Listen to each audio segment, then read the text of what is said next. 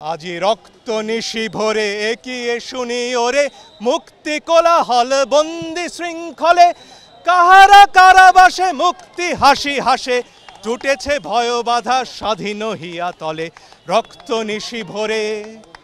আমাদের ভাইদের কথা নজরুল অনেক আগে বলে গেছেন, ওরা দুপায়ে দলে গেল মরণ সংকারে, সবারে ডেকে গেল শিকল ঝংকারে। কল্পনা চাকমার কথা বারে বারে মনে পড়ছে। যখন পাহাড়ে অত্যাচার হয়, নিপীড়ন হয়, তখন তো আমরা চুপ ছিলাম। কল্পনা চাকমা অনেক আগে আমাদের বলেছিলেন যে এক সময় সমতলে এই নিপীড়ন নেমে আসবে। আজকে সমতলে নিপীড়ন নেমে এসেছে।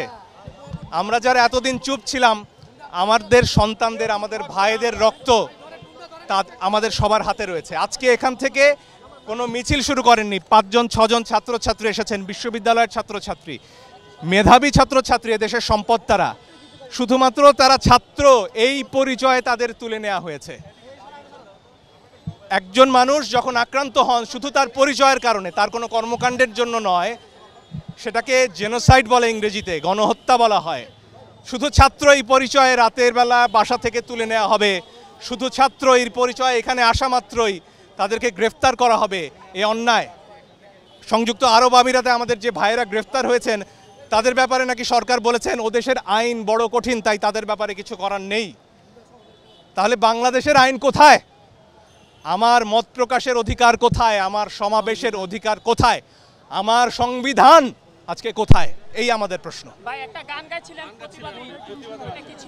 গান আজকে আমাদের মুখে মুখে, যে গানগুলো হারিয়ে গিয়েছিল, আজকে আমরা যেমন গাইছি রক্ত নিশি ভরে, তেমনি গাইছি শিকল পরা ছল, তেমনি গাইছি আমাদের প্রতিবাদের সব গান।